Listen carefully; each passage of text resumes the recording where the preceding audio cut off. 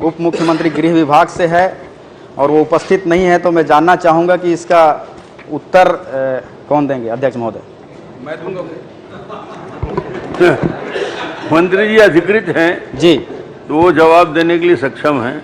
आप माननीय अध्यक्ष महोदय, मैं जानकारी मांगी थी कि सरगुजा जिले में पिछले 3 वर्ष 2021, 22 और 23 में बलात्कार, हत्या, चोरी, डकैती और मानव तस्करी जैसे कितने मामले दर्ज हुए हैं, जिसमें मैं केवल स्पेसिफिक प्रश्न करना चाहूंगा कि 2022 में मणिपुर थाना क्षेत्र में हत्या के कितने मामले प्रकरण दर्ज हैं। माननीय अध्यक्ष महोदय। माननीय अध्यक्ष महोदय, माननीय सदस्य ने सरगुजा जिला में पिछले 3 सालों का विभिन्न अपराधों के बारे में इन्होंने जानकारी चाही थी, जानकारी उपलब्ध करा दी गई है और स्पेसिफिक रूप से उन्होंने मणिपुर थाने के अपराध के बारे में उन्होंने पूछा है। चूँकि एक अपराध की जानकारी यहाँ ला पाना संभव नहीं है, परंतु किसी स्पेसिफिक उस घटना के बारे में आपकी कोई जिज्ञासा है तो बताइए। कितने अपराध दर्ज हुए, ऐसा प्रश्न है इनका। सिर्फ संख्या बता सकते हैं तो अच्छा होगा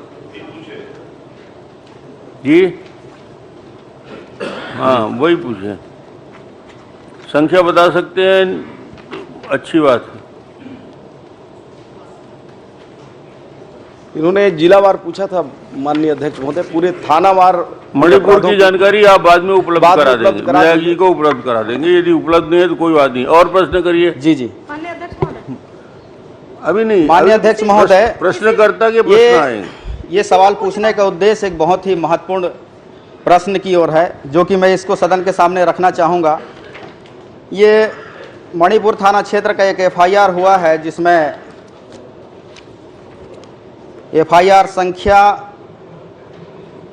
0410 22/5/2022 को ये दर्ज हुआ था अध्यक्ष महोदय। इसमें एक नाबालिग महिला का हत्या करके नग्न अवस्था में सिर्फ थाना से 100 मीटर दूर पर मार के फेंक दिया जाता है। मीडिया और वहाँ उपस्थित लोग ये सारे उस मौके हालात को, वारदात को देखते हैं। लड़की का शरीर को सिगरेट से जला गया था अध्यक्ष महोदय, जगह जगह पे, और मीडिया तक ये चीख चीख कर कहती है कि ये सामूहिक बलात्कार जैसी घटना है। लेकिन अध्यक्ष महोदय, ये पंचनामा रिपोर्ट कैसे है, जो पुलिस द्वारा बड़े अधिकारियों की उपस्थिति में किया गया है, ये पंचनामा रिपोर्ट कैसे है जिसमें वो तमाम चीज़ों को छुपाया गया है। और ऐसा लगता है कि ये पंचनामा एक बंद कमरे में बनाया गया है अध्यक्ष महोदय, मौके वारदात पर नहीं बनाया गया है। इसके भर भर के सबूत छोड़े गए हैं अध्यक्ष महोदय। ये कैसा पंचनामा है जिसमें एक दिशा, उस मृत शरीर के दिशा तक को ठीक से नहीं दर्शाया गया है। कहता है कि उस मृत शरीर का सिर उत्तर दिशा में है और पैर कहता है उत्तर दिशा में है, तो पैर दक्षिण दिशा में होना चाहिए, जो कि फोटो के वास्तविक स्थिति के अनुसार से। लेकिन पैर पश्चिम दिशा की ओर कैसे हो सकता है अध्यक्ष महोदय? इसका मतलब शरीर टूटा हुआ था। इस तरीके से तमाम चीजें जो दर्शित हैं इस कागजात में, वो सारी चीजें संदिग्ध दर्शाती हैं। तो इस पे क्या कहेंगे अध्यक्ष? सिर एक दिशा में है और पैर एकदम उल्टी दिशा में कैसे जाएगा? माननीय अध्यक्ष महोदय, माननीय सदस्य की चिंता बहुत ही महत्वपूर्ण है और इन्होंने जिस चिंता को व्यक्त किया है वो पूरे समाज के लिए संज्ञान लेने का भी विषय है और सरकार के लिए भी। वैसे इस पूरी घटना की जांच जो IG रेंज स्तर पर विशेष अनुसंधान की टीम बनाकर इस पर जांच चल रही महोदय, और विशेष रूप से इस घटना को माननीय सदस्य ने कहा है तो उसको विस्तृत रूप से उसको दिखवाएंगे। माननीय अध्यक्ष महोदय, आज इस घटना को 2022 की है और ये 2 साल होने को है, तो एक कैसा जांच है कि 302 धारा लगाकर इस मामले को बंद किया गया है, जबकि सारे सबूत और बयान बलात्कार की तरफ इशारा करते हैं अध्यक्ष महोदय। और इसमें बड़ी बात यह है कि मृत शरीर को 11-11:30 बजे पुलिस को पता चलता है और 2 बजे दोपहर में उस परिवार का पता चल जाता है कि ये किस संबंधित परिवार का है। लेकिन फिर भी अज्ञात नामों से शव परीक्षण के लिए भेजा जाता है और 3 बजे तक वो परिवार वहां उपस्थित हो जाते हैं, लेकिन उपस्थित होने पर उन्हें थाना द्वारा ये जवाब दिया जाता है कि शव को फ्रीज में रखवाया गया है, कानूनी प्रक्रिया पूरे किए जाएं, उसके बाद शव परीक्षण होगा। और ऐसे करके 9 बजे तक उसे बैठाया जाता है थाना में, और जब बैठाने के बाद रात हो जाती है तो उन परिवार को थाना द्वारा ये कहा जाता है अधिकारियों द्वारा कि अभी तो रात हो गया है, सुबह शव परीक्षण होगा, आप उपस्थित हो जाना। लेकिन इसमें पोस्टमार्टम रिपोर्ट में जो समय दर्शाया गया है अध्यक्ष महोदय, दोपहर के 3:10 में शव परीक्षण शुरू हो गया था। तो ऐसे क्या मजबूरी थी कि उन परिवार को झूठ बोला गया? अध्यक्ष महोदय, मैं ये जानना चाहूंगा। ये विषय बहुत बड़ी जांच का विषय है अध्यक्ष महोदय, इसमें बड़े संरक्षण से इस केस को दबाया गया है और ये बहुत बड़े जांच का विषय है। इसलिए मैं मांग करता हूं अध्यक्ष महोदय कि इसकी सीबीआई जांच कराई जाए।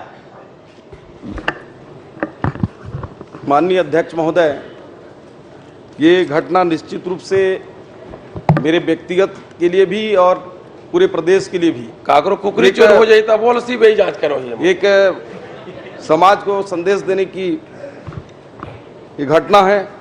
इस घटना की निश्चित रूप से जांच होना चाहिए और मैं सदन में घोषणा करता हूं कि इसको आईजी रैंक के बड़े अधिकारियों का दल बनाकर फिर से जांच कराई जाएगी। माननीय अध्यक्ष महोदय, उसको बख्शा नहीं जाएगा। माननीय अध्यक्ष महोदय, विपक्ष के सदस्य ने एक लड़की की हत्या को कुकरी से तुलना करने की कोशिश की है। मैं इसका घोर आपत्ति करता हूं अध्यक्ष महोदय, और ये केवल और केवल एक आईजी रैंक के अधिकारी का जांच का विषय नहीं है अध्यक्ष महोदय।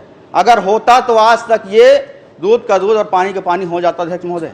ये केवल हत्या का मामला नहीं है अध्यक्ष महोदय, ये बहुत बड़ा एक चैनल है जिसमें 6 दर की लड़कियों को काम करने के बहाने ले जाया जाता है और किसी दूसरे दिशा में धकेला जाता है। इसलिए मैं इसको स्पेसिफिक जांच की मांग करता हूं अध्यक्ष महोदय, क्योंकि इस गंभीरता से देखा जाए इस विषय को। अध्यक्ष महोदय, माननीय अध्यक्ष महोदय, ये भारतीय जनता पार्टी की डबल इंजन की सरकार है, माननीय विष्णुदेव साय जी की सरकार है।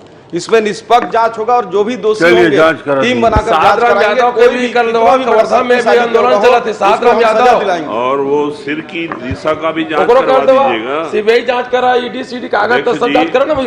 वो इस घटना में माननीय अध्यक्ष महोदय, दक्षिण में तो पश्चिम में कैसा है, इसकी भी जांच जरूर डलवा। हमारी सरकार की जो पुलिस है वो निष्पक्ष जांच करेगी। हमको अपने पुलिस आईजी रैंक के अधिकारियों का दल बनाकर श्री लता उसेंडी, सुशांत शुक्ला जी प्रश्न करेंगे।